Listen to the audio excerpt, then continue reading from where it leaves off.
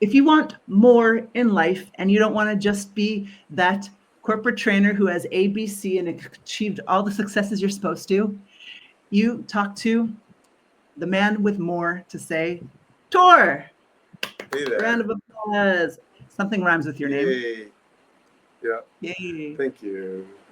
Tor, this is why I wanted to talk to you, because ever since I met you about 6 years ago, I still do two things that I learned from your workshop at the end of it, where you circle how you feel on the board at the end. And I remember that Agile game about the rope, and you had to like pass through it that we did. Yeah. And I thought that was so original. And so you've inspired me since then, but now I've gotten to know you much more. And I just want everyone listening to pay attention to our names.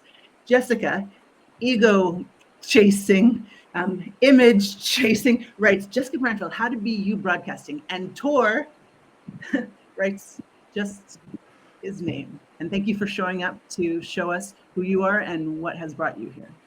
Okay. Well, I want to riff off the name thing because I'm going through FOMO right now, fear of missing out, because I almost changed my name, almost paused this process so I could change my name to make it more professional, I guess. And that's a big part of probably what we can talk about is what is professional nowadays. And that's why you're here. So you weren't born named Bangladeshian Tor, unless that's a god in Bangladesh. Can you tell me why you decided? I changed my name too when I was 26 for 2 years, and then I changed it back because nothing changed in my life. But tell me how the last 4 years of being Tor has been.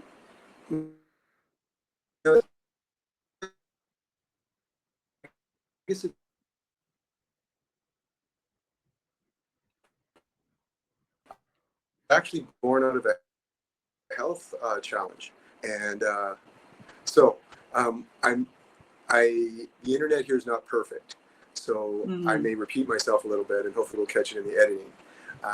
It's not repeated if I didn't hear it the first time. Yeah, that's true. We can play a game and test a game. I really want to encourage clients to use is when there's an interruption like this to start counting. When you can't hear the other person, start counting, and then they get an idea of how much you missed. Okay. So that's I part had of what 8 seconds about.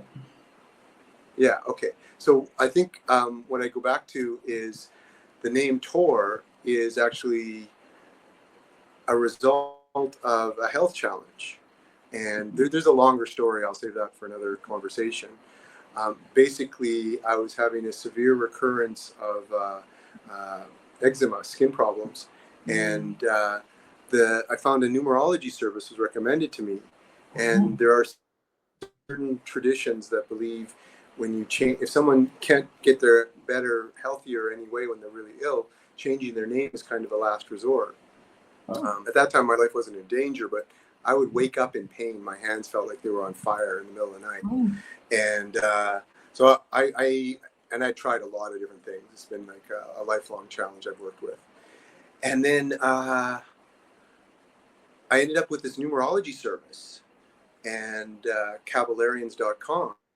And even on their free initial info, it says the letters that go in my birth name and my birth date, if you add up all that numerology, it actually tends to create exactly the health problem that I've wrestled with, eczema. Wow. And then I was going to use my nickname that I'd had for a long time, and even that added up to the exact same bad combination. And I had the same health problem with the same nickname, with that nickname. So I actually signed up for their service. They're great people, and out of 100 possible names that were balanced with my birth date, the only one that resonated with me was Tor. And since I started using it, the problem has, almost disappeared. And strangely, it kind of has come back a few times when people were using my birth name again. What? Yeah, it's trippy. Wow. Or unexplainable in current scientific levels, I guess you could say. What was the numerology? Because does it only go up to like 9 or something, or? Yeah, I think they go. It might be based on the Kabbalah, so it might go 0 to 10. I don't know that much about it. I haven't studied it, although I'd love to. But you basically just put in your name and birth date, and then it does the magic behind the scenes. Some guy had some inspiration like 100 years ago or something like that and created the system. Wow. That's too cool. So I named myself Joy, and because I wanted to be joy. And I was living in Brazil with John of God, and I moved back and I made it Joy. My mom called me Joy. And then because I read a book, it was like the best book ever, The Key to the Universe. You know, do you remember that time when you were young and you were in your own world and you weren't very aware or conscious, and then you read something or see something and then you go, oh, the world is not how I thought it was. That was that book and that name. Say the name of the book again? I have it because I bought it on Amazon. Okay. It's the only book I ever keep. I give you the keys to the universe. I can find it because it was the most. You don't need it more because it was revolutionary for me 20 years ago. But I'm sure you passed that stage. But well, the thing is, it's all circles and spirals. So I'm sure I'd probably get benefit. Maybe we can make a note list of resources or something. Yeah. Put that Speaking at the top. Of resources. Yes. You told me something very interesting 3 years ago when I was in Berlin, when I was asking you about like healing, because I've been on a healing journey since 12. I just didn't realize it till 26 when I read that book. But your healing started earlier because it had to. And you told me about, children of alcoholic parents. ACA. And you told me you told me how amazing this was. So to some people who, I wonder what's in that, even if you don't have alcoholic parents, or if it was like the key because of what we all experienced at the same time who are in that kind of a group. I think that my mind slipped a gear, but I think what I can best answer is that ACA, Adult Children of Alcoholics and Dysfunctional Families is actually the full name, is the most sophisticated way to understand adverse childhood experiences and the responses that happen in terms of practical hands-on approach. It's a modified 12-step program, and I think a lot of the development happened in the 80s, and it's brilliant. Like I've been on my own healing journey, you could say, since over 40 years, I guess. And it's one of the most concise and at the same time practical resources for dealing with some of the possible reactions that happen when there's adverse childhood experiences. 40 years of healing. Recommended. Yeah, adultchildren.org is their main URL. And there's meetings around the world, online and in person, and books and approaches. So since you and I come from the training facilitation world and I think the speaking world that's kind of all lumped together, we speak and train to earn a living. Yeah. You know, what really pushes me off is when people, and I'm starting to do that because hence the ego thing and hence the competition and all the terrible things that happen when you have to sell yourself. The word transformational, right? It's like anyone who's ever gone to any kind of healing retreat knows it doesn't happen in the first hour of the retreat. Nothing happens in 1 freaking hour of you talking or anyone talking. And when they sell this transformational keynote, you're like, it's not transformational. Your husband still doesn't pick the socks up off the ground. Your kids haven't cleaned the room. You aren't able to transform people. People do the work and you can inspire them. And so it drives me crazy. And I've been on a health kick, not health kick. I still eat like lots of cookies and I'm chubby. It's not a health kick. It's a mental health kick for 20 years. And you've been doing it for 40 years. And progress is made. But my God, it's a freaking process, is it not? And anyone who says it's shorter shall be hanged, in my opinion. It's a lie. Well, I would go to a slightly counter argument in a way, in that what comes to mind is I think it's a book called Spontaneous Healing by Dr. Andrew Weil, I think. And like you're right. When you have the aftermath of adverse childhood experiences and negative coping mechanisms and consequences, it's often, it rewires your brain. The neuroscience is there now. I can actually testify to that. I've had a couple different kinds of brain scans done, and you know, homeboy science, it's pretty strong correlation. And I use that term homeboy science when I don't have specific references. Maybe I'm extrapolating a lot, maybe a little, maybe I'm right on. But the idea that adverse childhood experiences generate neurological responses that alter the brain is becoming more and more accepted. And it's really helped me understand some of my challenges and pointed me in directions for healing and growth. And you said you want to counter me by saying spontaneous stuff does happen, I presume. Yeah, what I want to advocate for is being open to spontaneous healing. Okay. If you presume that you can't heal in a moment, you won't. And the range, you know, as Shakespeare said so well, I think there's more to heaven and earth than is dreamt of in your philosophy, in my philosophy, in any philosophy, even in any scientific system. It's always a state of exploration and discovery and curiosity. And that's one of the things that's got me through the aftermath of my adverse childhood experiences is the curiosity. And so to be curious about the possibility of spontaneous healing, I think is a healthy thing. If you get addicted to it or obsessed with it, then it might be out of balance. Similarly, if you get addicted or obsessed with the idea that it's going to take forever, then you know there's this whole all the psychology research is like you get what you imagine to some degree. There's also genetics and all kinds of factors. You know, I lived in Brazil at Joan of God. We talked about how was that? Yeah, I don't know if you want to talk about that. That's a singular experience of people I know. So this guy who channels like 42 different entities. Some people are instantaneously healed, and some people die of their cancer regardless of it. But the percentages of Brazilians who come from Rio de Janeiro for a 9-hour bus ride with a little sandwich in their little Tupperware, come for a couple hours and then bus back home because they can't afford the hotel.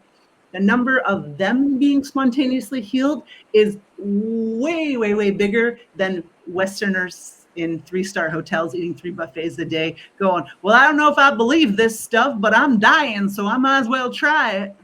Yeah. It speaks to commitment and intention and investment. And that, you know, circling back to what you talked about, you know, the use of the word transformation and, you know, what we do in our work. I'm really glad you mentioned that because it seeded, I think they call it a seed crystal, I would call it, homeboy science, of a strange attractor. These are maybe esoteric terms, but they're actually specific mathematical terms. The strange attractor is the beginning of transformation. And what a workshop or one-on-one session or just a simple interaction or some words in a book can become the beginning of transformation. And then that's where it comes to integration after an intense experience. Like I haven't looked at it much, but the early research before the paranoia, you know, and you know, some ways valid caution against psychedelics resulted in politics, probably too, resulted in banning of psychedelics for mental health research. The people who got the benefits from having transformational experiences with psychedelics were the ones who took the time afterwards and found processes and put the time, had the commitment to integrate their transformational experiences, basically to start the iterations of transformation. And that's what you can draw on. I really encourage people to draw on, to try, you know, find ways to document, memorize, commemorate, ritualize moments of transformation, because that's the begin. You come back to that source of transformation, and then you create iterations. What happened then? What did I do to get to that? Like, you know, how did I reorganize my life? so I could afford to see John of God. And then you reconnect and recreate, remember the state of making a choice and taking action and really committing. And those are the people who get the most out of workshops and one-on-one sessions, coaching. It's kind of like the people who go to the gym, right? You got to go do the work and do the sit-ups if you want the abs after your transformational like documentary that you watched. Yeah. But even with that, there's level jumps. Like you can map it. It's fractally related or metaphorically related to electrons. And when you put enough energy in a system, an electron expands and has a bigger orbit and moves through more space. And so when you go to the gym, you're putting energy, and every once in a while you notice your capacity. My cousin's a bodybuilder. I'm verified it with him, but I've noticed it myself in the physical stuff I do. At certain times, you jump to another level, especially in my dancing. All of a sudden, I show up and some dances are work, and and I'm like, not very often, maybe before or during the middle, but I'm like, why am I doing this? And then every once in a while, I somehow jump to the next level.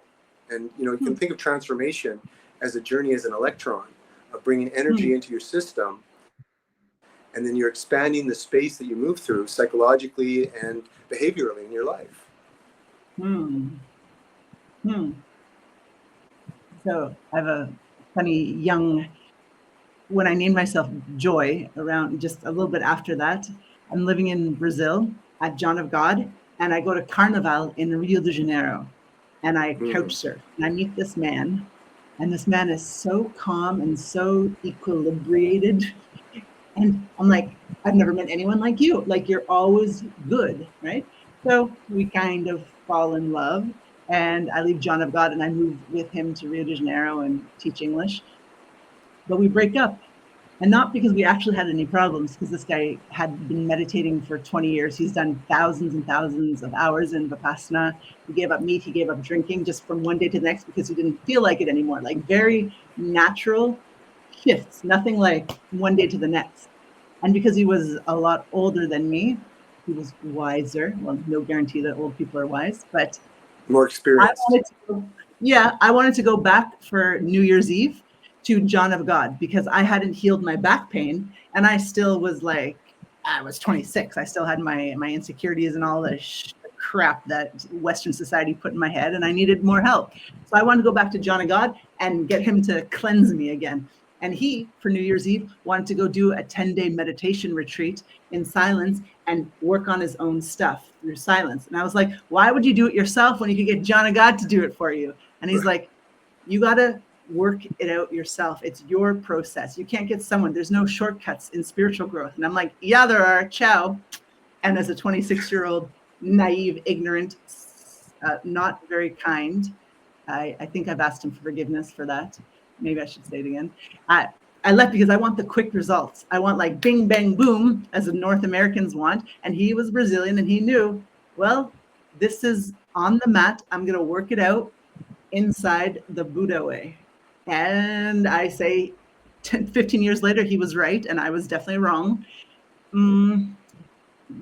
But we all want it fast. We don't want to do the sit-ups. We don't want to go to AA meetings. We don't want to read all those books. Oh, I don't want to do any of that. I just want to be healthy and happy, right? How do you deal with that disappointment of 40 years of healing when it doesn't come perhaps as fast as you would like it to? So I had a great thought, and now it slipped my mind because you're inspiring me with so much of what you're saying. Hopefully it comes back. And the making peace with the process is about finding ways to enjoy it. And this is the topic I wanted to make is, or jumping wildly, is just the concept of post-traumatic growth. And so when you only see the pain, you're more likely to continue to suffer. This is my experience, I can say, and redirect me if I'm getting off topic here, whatever. And so, it's frustrating. And the thing about the the quick result, this is actually the idea that came back finally, thanks, for your patience, is that the desire for a quick result is not inherently bad.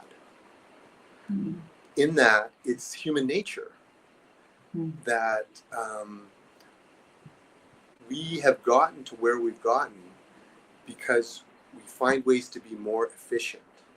And that includes being more efficient with time and using tools that make things go faster. Like, you know, I hand washed a few clothes last week, and that took a long time. And there's benefits to it. I'm glad I did it. I'm not great at doing it all the time. Your neighbors are also grateful. Yeah. And so the thing to recognize when we're frustrated, or, you know, your frustration, is it okay if I talk to your situation specifically? Yeah. You okay with that? Sure. So in your situation, you have some criticism of yourself that you didn't do the other road. It's like that Robert Frost poem, The Path Not, Road Not Taken, which may or may not be relevant here. I'd have to review it, or ask an AI, I guess. But the thing is that you took one road, and I would invite you to be gentle with yourself, because you were following a healthy human instinct to find the best way, which at that time you were prioritizing the fastest way. Yeah. And the highlight, I was really blessed. And my father went through so much in so many ways and gifted me with at the end, after all the loans, he paid off my loans. So I had an Ivy League education, and the wild experiences there, cross-cultural, all kinds of stuff. Amazing. Brown University gave me so much. It was really a blessing. And also some incredible challenges that turned out to be gifts. But the point I'm trying to make is that cut yourself some slack for the choices that you make, because you're making the best choice you can with both the information and the emotions and the experience that you brought to that moment. And it's like, this is a little bit extreme, but say you had a bad trip, or you did intensive breath work, and you had because that can be just as strong as psychedelics, in my experience, not necessarily for everyone. But say you had an intense, challenging experience, and what do you do with that? And so you can try and forget it, you know, and that can be healthy. Like, you know, our brains throw away, I don't know exact numbers, but something like 70 to 90% of the material that comes into them sensorily, because it's too much. Great Aldous Huxley essay, Heaven and Hell, that talks on that in an interesting way. And so we need to forget, we need to deny, we need to destroy memories, we need to distract. It's part of what we do. And the question is, when is that useful? Like the idea of, you know, making the best use of your life, for me, comes back to what I learned in this computer engineering course with Dick Balterman.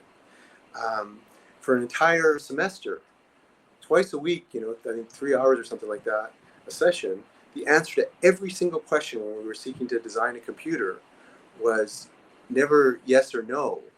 It was, how do you prioritize the trade-offs? And that's been a guidepost in my life.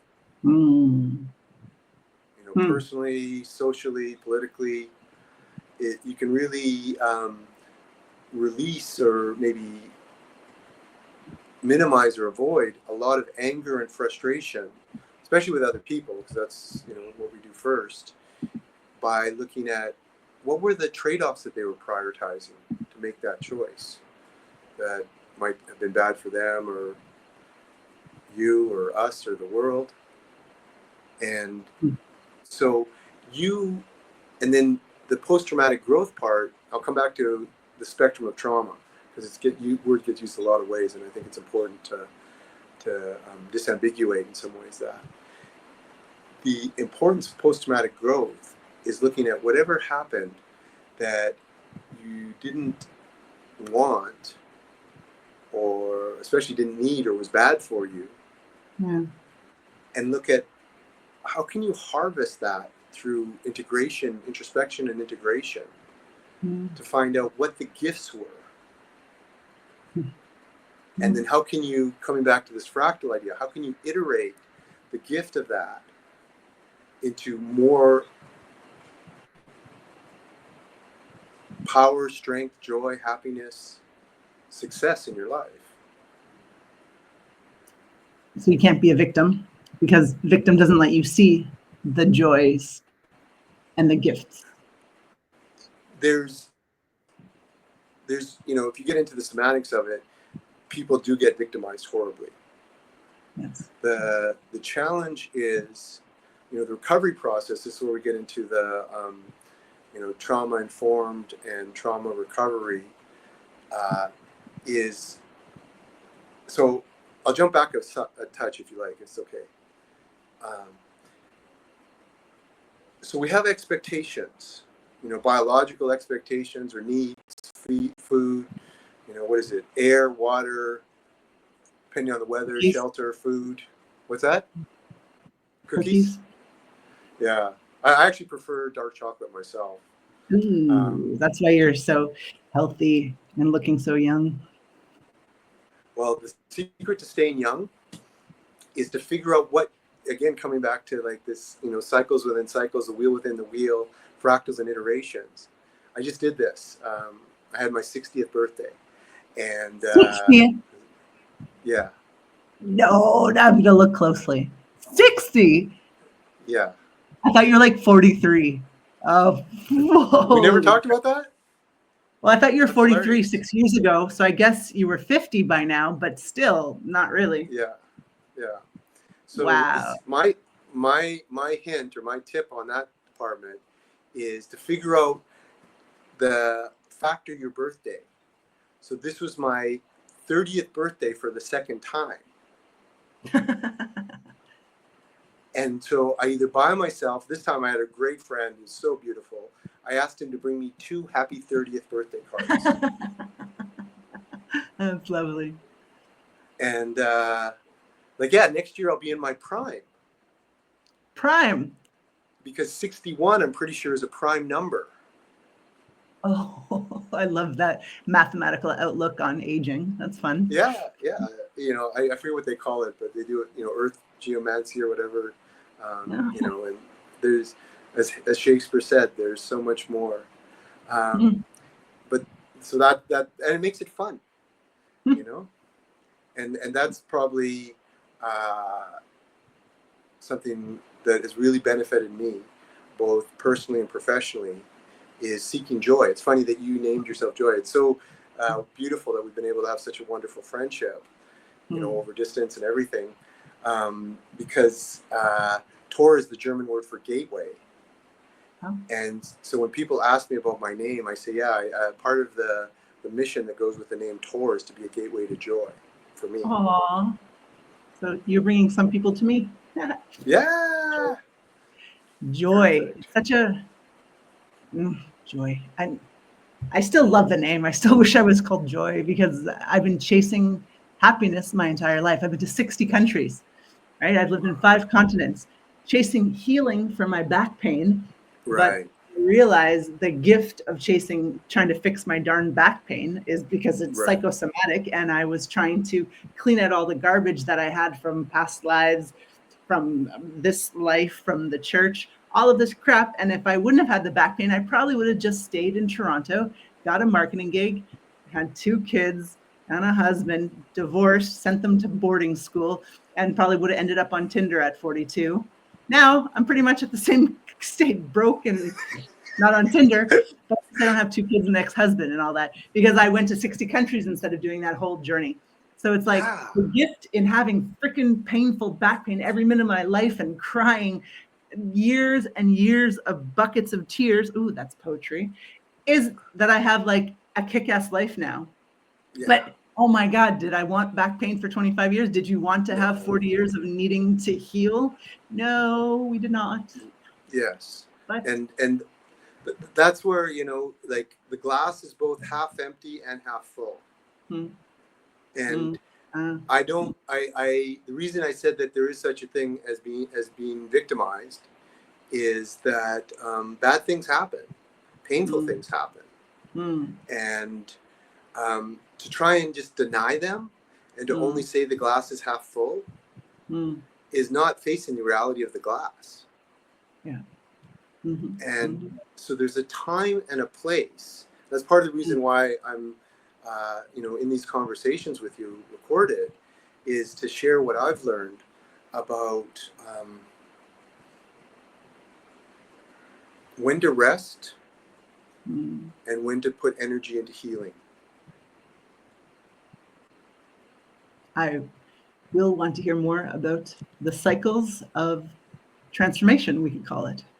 The glass is both half empty and half Yeah, full. Would be another title we can explore. yeah, yeah, definitely, definitely. Yeah, and so, yeah, I guess I could jump to the really personal since we're experimenting with transparency here, which Hmm. is just my side note. I think that's the one practice that could save humanity Oh, existence in the world. Just to put a crazy big idea out there. yes, please. So I was in severe pain for 3 years. 2020. Oh, yeah, things get wild when you start talking this level. Anyway. Someone doesn't want you to be transparent and share the murky stuff of life. Hmm. Yeah. Well, the half empty part. Hmm. Because it actually comes back to ACA and the stuff that you don't get. I'm going to adjust my screen here a little bit. See if I can tech this a bit better. There's the answer. That's another thing that really has got me to 60 in this way is micro adjustments. You know, like the big metaphor is they call it the trim on a ship. Just, you know, people, and this is the your friend Gary made the choice to do a micro adjustment, and that's often leads to the best long-term results in the appropriate situation. When there's a tidal wave coming at you, like the climate crisis, micro adjustments probably aren't going to save the ship. And that's where you need, big transformation. Yeah. That's, part of our work is the best when we, connect with somebody who is that's one part of our work. There's the rehabilitative work when there's a tidal wave that has hit before, that's trauma in a way, or coming, or multiple waves are coming. And then there's, the work that you do on your calm seas when you scrub the boat and mend the sails. Floss. Let's jump in. Yeah, floss. Oh my God. So I think I'm ready to reveal that I'm Chris on CD number 6 of the audiobook version of the work of Byron Katie. Doing the work on my frustration with myself, not being able to get myself to brush my teeth. I have that problem too. Okay, it's a real thing. Yeah. Oh yeah. And it's yeah, I could go off on that in terms of the brain efficiency thing, and where you are in terms of your pain, and you need to find a way to manage the pain of what's happened or what is happening to the point where you have the capacity, the resilience reserves, in a way you can look at it as a resilience battery, if you want, or a resilience pool. And when it's depleted because you're in pain or fear, it's much harder to access all of your resources, your competencies, and to grow your competencies to handle more of the challenges that come in the future. And free up the energy that's holding pain. Because your body holds pain, either physical or emotional or psychological. That's why the body keeps the score. has been Yeah. such a long-term bestseller, because it Mm-hmm. really dives into the Mm-hmm. somatics of that. Mm-hmm. Mm-hmm. And so there's all kinds of levels why we do what we do. And that's part of what ACA is about, and other practices, gratitude practices, or forgiveness practice really, is to forgive ourselves for the choices that we've made. And then the post-traumatic growth, I need a better term than that, but that's the one that came into mind preparing for today, is the response to the pain once the pain has become manageable. And then when we try and force people into healing when they're still in pain or they're not ready one way or another, it actually can make things worse. You know, often it's just a no operations happen, nothing happens. But it's something to be careful of, and so to choose when you go in for transformation, and to look at your resilience. That's often why the things like Vipassana have questionnaires and stuff like that, to figure out what you're ready for. It's all being curious and looking at, what are you ready for? What is the universe bringing you through some kind of synchronicity or spontaneity? And then how can you integrate that and use it? So jumping back to transformation, I guess, and pain. I was in so much pain for 3 years. All I could do was, and even knowing it wasn't that healthy for me, was, read the news online and watch videos, and just to numb the pain. Yeah. And I needed that for 3 years, for 8 to 12 hours a day. And I was fortunate. I had someone who gave me sanctuary and understood what I was going through, and would get me up for a walk when I could. Sometimes I just walked to the nearest bench and they'd leave me there. They'd go walk and come back and get me, pick me up on the way home. But it's about, I read it again recently. Every day, just look at what can you do? What do you have? The resilience reserves, what's available to you that you're ready for? And then sometimes it's just to get up and brush your teeth. Wow. Sometimes it's to sign up for a wild workshop and dive into building new strange attractors for new iterations of change and transformation in your life. It's very compassionate and long vision, and this thing about self-love. Everyone's like, love yourself. In this lifetime, if I get to like myself, I'm applauding myself, because everything's going against us so that we hate ourselves. And if you have trauma on top of that, well, then there's something inside of you that you did not sign up for that tells you that you have no value on top of that. Plus, Insta telling you that you are fat. So it's like this self-like, and if you liked yourself, you would let yourself binge watch what makes you happy. You would let yourself just go for a short walk. You would let yourself do these things because you know that you're in a process of healing, and it's not shiny, and it's long-term, and it's called life. And if you believe in other lives, and then this maybe isn't even longer than when you take your last breath. It's a very holistic, calm, and kind approach to dealing with trauma, I would say.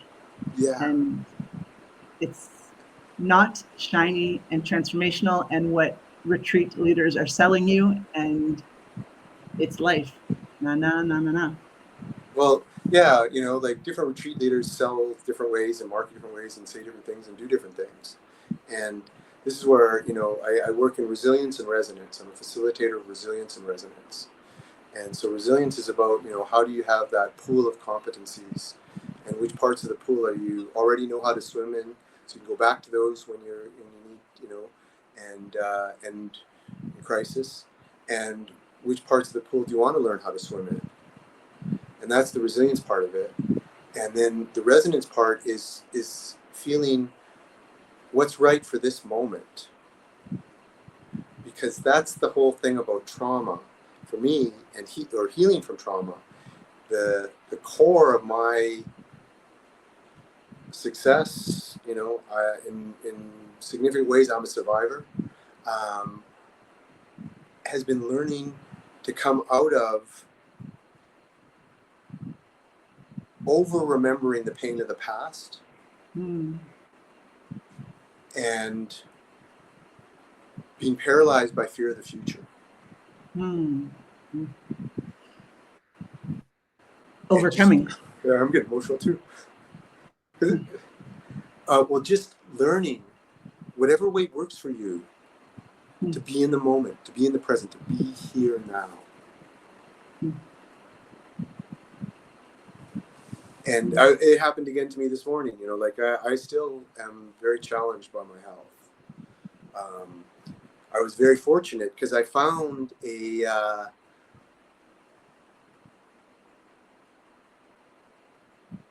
inadvertent or unconscious or unintended workshop in a way after 3 years. I was on my radar, but I didn't have the resilience to make it there. There was 2 before that I had to miss because I couldn't finish packing. And there's so many things I want to talk about. Probably won't have time this session, but when we can, we'll get into. But this morning, I was in pain again, and it can trigger all kinds of negative thoughts and all kinds of pain. And I actually was able to say to myself, yeah, we'll sit on the beach, that helped. And to say to myself, I got these fears, I've got these, liabilities or sources of friction in my life from my, ways I've reacted to adverse childhood experience and been, you could say, traumatized and have developmental trauma, complex post-traumatic stress disorder, executive function disorders, all these things I wrestle with. And those are labels, and labels are only useful insofar as they facilitate treatment, in my opinion. So that's an important thing to focus on. How can I use what I know to get what I want? That's what I teach is the reinvention process. It's actually one of my specialties. I work with a high-end course developer, and he said, where you find what your strength is, and that's the thing of part of my success, and what I heartily recommend is to find your own strengths. And so he said, you're a reinventor. And it's a core part of my, especially, my one-on-one work coaching and my group work is working with people to identify what's their vision. I call this the reinvention process after Robert Fritz's earlier work. What's your vision? And then what's your current reality? And then what's your next step towards your vision? I'm jumping around a bit here in the sequencing. We'll see what the editing does with it. And then being willing, there's a lot of stigma around the word vision or, whatever, and being willing to adjust and refine your vision based on the one step that you took after you assessed your current reality. And then you figure out, is my vision the same or is it different? And then what's my new current reality? And what's my one next step? And, the more that we can, it's one approach to harnessing the energy to keep going. And it's what's got me here. Yeah. Harnessing, or because we all have energy within us. And a lot of times our dysfunctions are manifestations of our coping mechanisms. They're sort of, you could say, fractals with a lot of negative side effects. But the energy, life is energy moving. And it moves into mass and out of mass at the speed of light squared. And I have a whole other session around understanding gravity and light and how we dance between those. Gravity being the profanities of the self. I need to eat, so maybe you don't get to. And the light of union, that goes everywhere and has no mass. Hmm. And that's love, sharing, giving, because we are all part of that one light. Hmm. And at the same time, we have the gravity of ourselves. And you can say gravity is bad and light is good. I think that's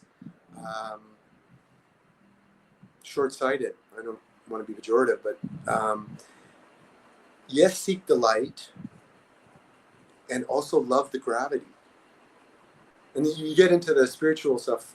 I'm in India now, so I'm getting a little bit deeper into the Vedic traditions. And that was the book that changed my life, The Dancing Wuli Masters. It's related to that. And there's the ascetic path. It's a circle, I believe. Spirituality is a circle. And there's the ascetic path where you step away from the world. You rest. You have stillness. And that can bring you back to oneness. And then, it's been manipulated. I even hesitate to use the word. I guess Vajrayana Buddhism, Tibetan Buddhism, some ways Tantric Buddhism, the Tantric path of going into the senses, into the gravity, into the self, into the body. Because, especially for some of us who suffer from adverse childhood experiences leading to developmental trauma and complex PTSD, being still can be painful because of what's happened in the neurosystem. And so my path through was to go into my body, into somatics, into expressive movement specifically. My brain is so overclocked, I can't really do partner dancing that is a technical repetition. Mm-hmm. That's it's interesting what to talk about when. Anyway, so and this is what I advocate for people and seek to support people to do, is to find their way into more resonance and resilience, and find the spiritual path that's more resonant for you. The major branches are like sort of seeking the light, or going into the self, into the systems and somatics, into the reality of the world, the meat of the world in a sense, or the sustenance of the world. What do we get from living? And we get these bodies, and we get this life, and then what are our options? What are our choices? What a question. What do we get from this life? And so, beautiful. I'm just starting to grok. It just actually happened this morning. Say again? I said, what a beautiful question. What do I get from this life? Yeah. And what have you gotten? You've gotten 5 continents, 60 countries. You're one of the most courageous. What's that? I said, one TEDx. What? Yes. Success. Yeah. You're sharing your journey. And, that's what we have as human beings. And, we have, we make some side steps, you could say, depending on your priorities. And so I'm just realizing, I have nieces now that I'm visiting, and they pause and they make time for selfies. And I've been seeing it as glass half empty for a while. And I just realized that it's glass half full, in that it's the beginning of being transparent with who you are physically. And, you pose and whatever, but we're always posing. We're always selling ourselves and trying to fit in. Yeah.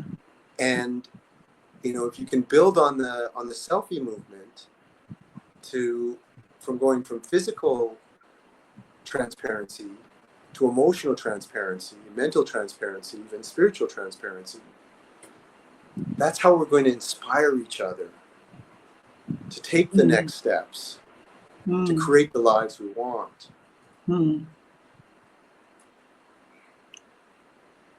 transparency.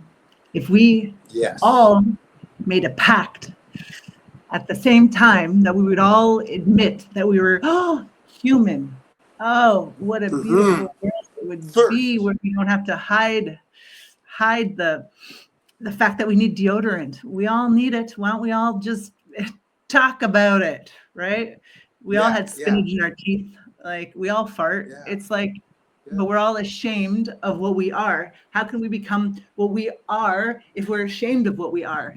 It's the full empty glass. It's the yin and the yang. It's the 80-20 human. If you don't accept it, good luck with this lifetime, is what I've learned in my short 42 years. And that's my journey too, is self-acceptance. And that's actually, circling back to some of our early topics, that's what ACA is about. It gives you a very great pathway. Like,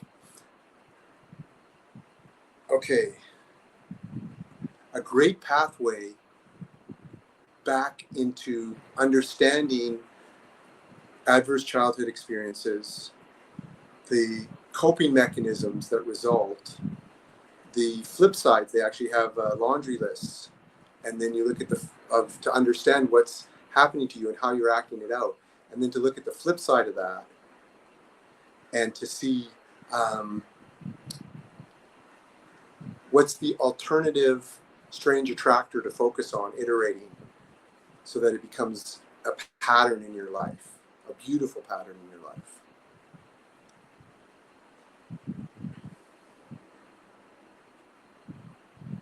Beautiful pattern. Yeah, that's what walking beauty. That's what. No, go ahead. Well, that's what the Dene taught me. Indigenous people in southwest of the U.S. That one of their main taglines, if you use branding language, is "Walk in Beauty."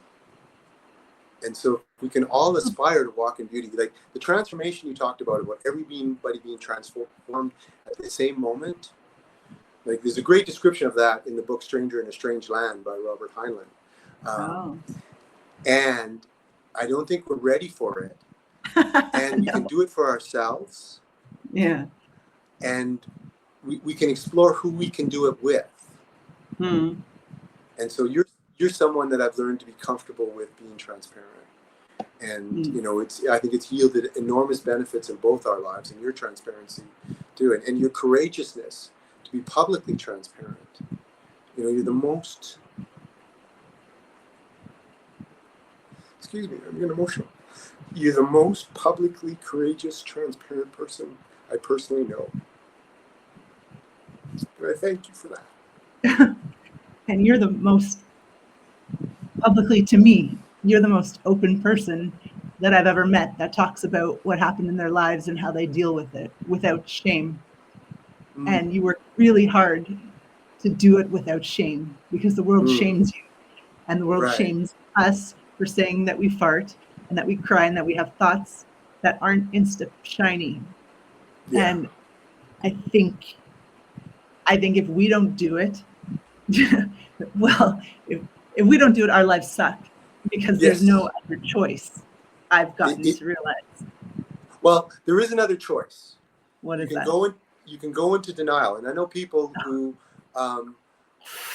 or they can just say the past is over, and it's not going to affect me, and it works for some people in some ways. There's trade-offs, as with everything.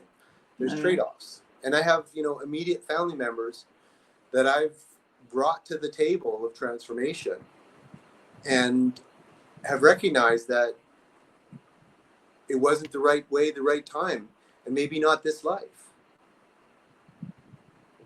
Okay. And to love them and to walk in as much beauty as I can with them is what makes my life good. Wow, what a choice. Not in this lifetime for them, and walk in beauty with them as a choice of yours, instead of resenting that this isn't their lifetime for them to realize what you want them to realize. Wow. Walk. It's like just this vision. I see you in, I know you're in India. I've stayed in a hut like yours. It's like walk in beauty. You have to choose to put the foot in front of the other one, and you have to choose to see the beauty around it. It's like two choices on every step that you take. Action and perception. Oh, I guess it's been studied. I've just never heard it before. It's beautiful. I just made that up, but oh, okay. Well, but it's about figuring out what action is available, is right for you, and then what can you do to have the most beautiful perception possible. Oh, what can you do to have the most beautiful perception possible? Can you imagine? I don't know if you do this, but if you did that, if I did that every hour, oh my God. That is such a choice of how to live. Instead, I do the opposite. Like, what can I complain about? Not all the time. I'm going to call you, okay? I need to go in a few minutes, but I want to call you on one thing, okay? Because words matter. Yeah. No, just is it okay? Yeah. I'm sorry because I'm going to go learn yoga nidra to learn how to relax better.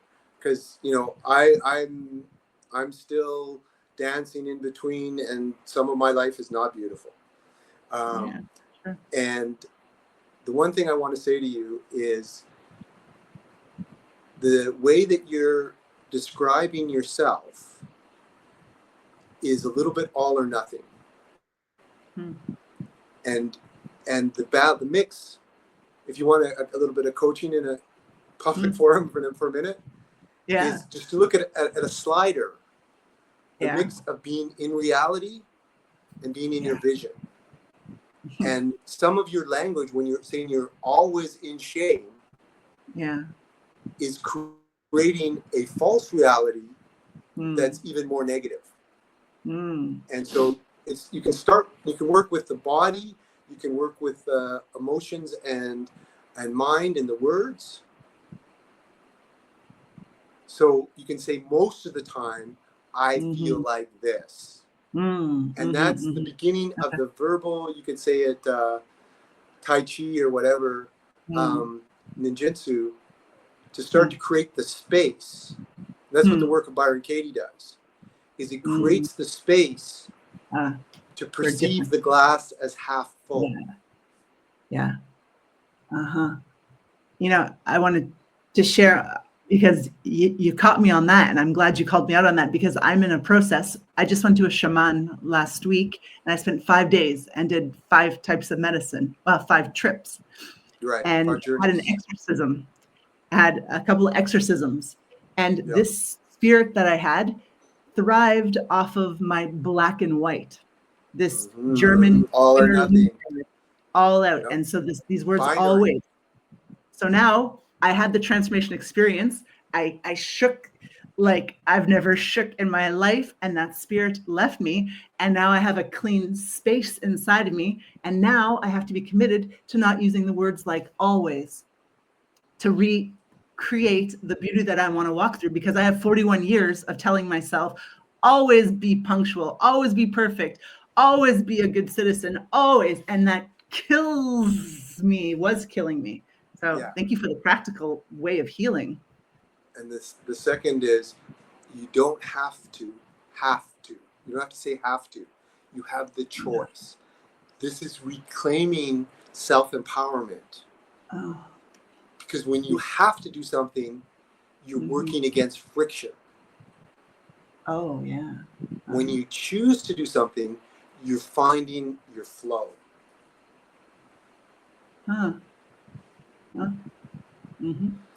So let's wrap it up there for this session, and I really look forward to the next one. Yeah, that's great. Super interesting. Thank you, Tor. Have a nice day at the beach with your buttered chicken and your little sand bugs. And we'll talk soon. Every place has its trade-offs. Bye.